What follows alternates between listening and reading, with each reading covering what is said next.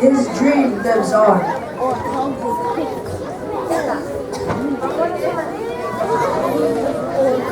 The dream. I am happy to join with you today. Be quiet. Will go down in history as the greatest demonstration for freedom in the history of our nation. 5 years ago, a great American in whose symbolic shadow we stand signed the Emancipation Proclamation. This momentous decree came as a great beacon light of hope to millions of Negro slaves who had been seared in the flames of withering injustice. It came as a joyous daybreak to end the long night of captivity. Yes, my son.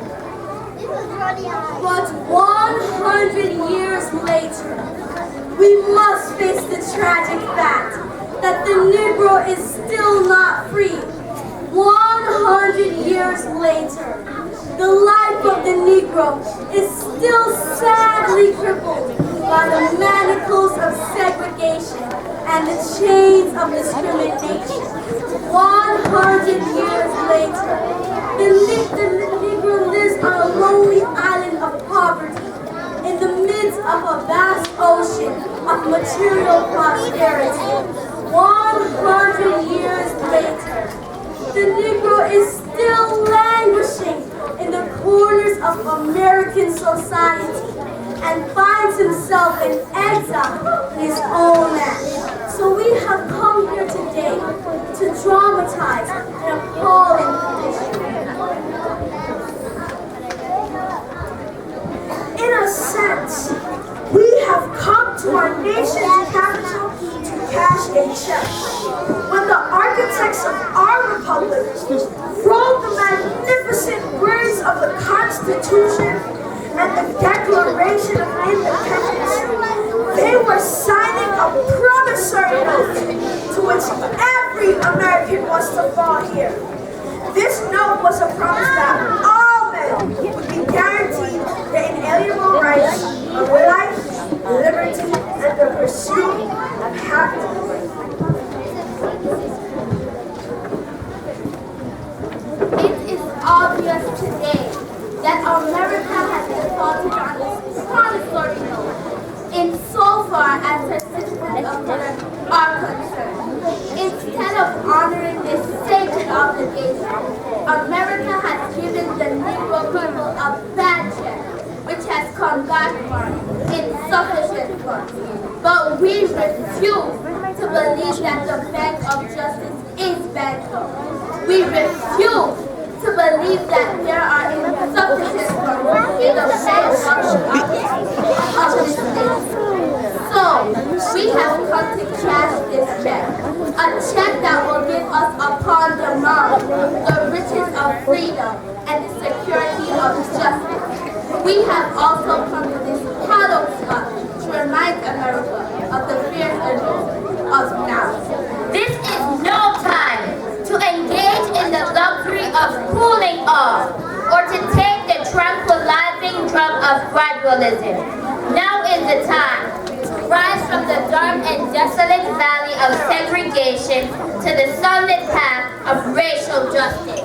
Now is the time to open the doors of opportunity for all of God's children.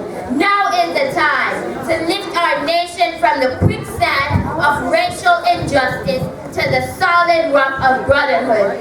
Now is the time to make justice a reality for all of God's children. It would be fatal for the nation to overlook the urgency of the moment and to underestimate the determination of the Negro. This sweltering summer of the Negro's legitimate discontent will not pass until there is an invigorating autumn of freedom and equality. 1963 is not an end, but a beginning. Those who hoped the Negro needed to blow off steam and will now be content will have a rude awakening if the nation returns to business as usual. There will be neither rest nor tranquility in America until the Negro is granted his citizenship rights. The whirlwinds of revolt will continue to shake the foundations of our nation until the bright day of justice emerges. The marvelous new militancy, which has engulfed the Negro community, must not lead us to the distrust of all white people. For many of our white brothers, as evidenced by their presence here today, have come to realize that their destiny is tied up with our destiny, and their freedom is inextricably bound to our freedom. We cannot walk alone.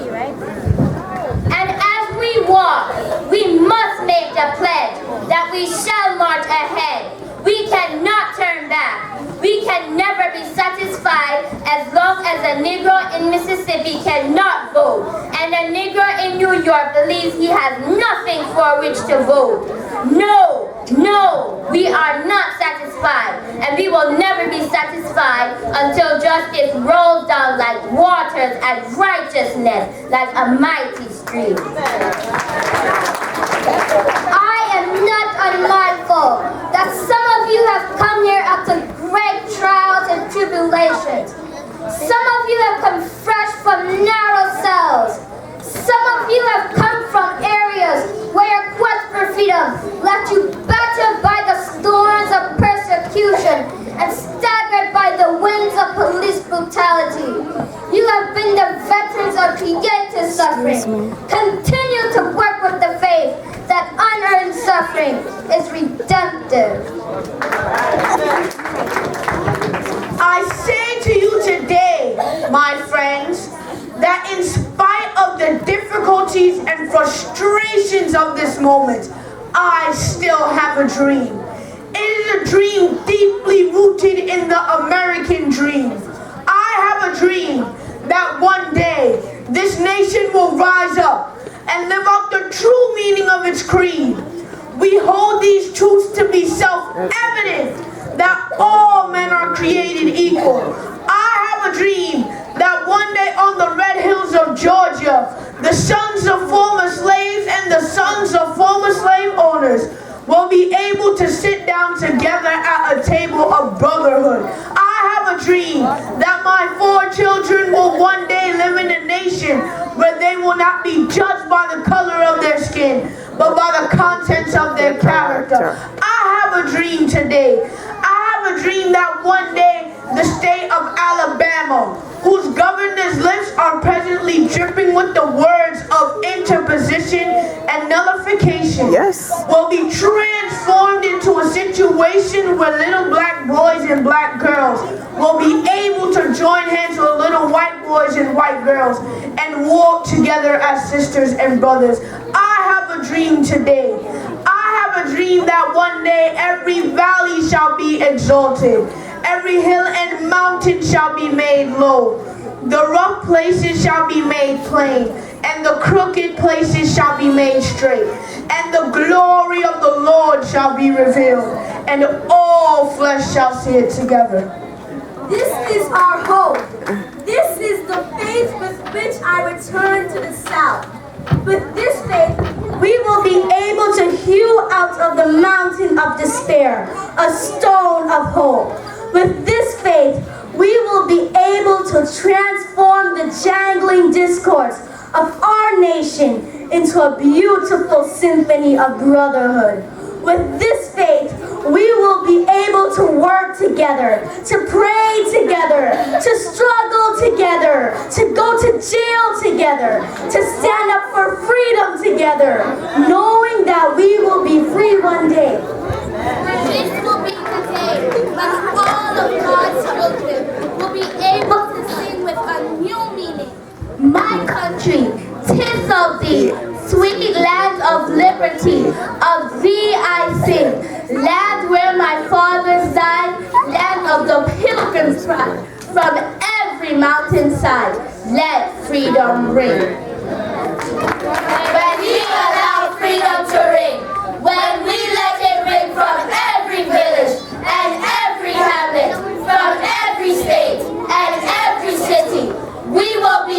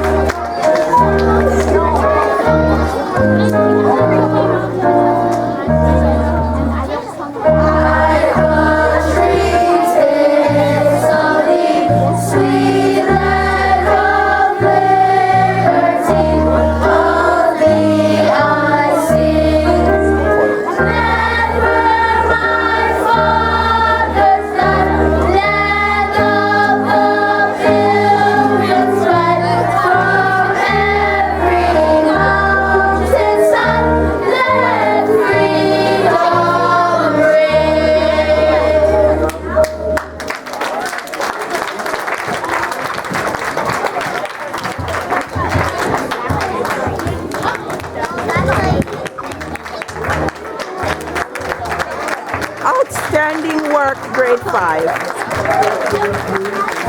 That was fabulous. Powerful, truthful, provocative.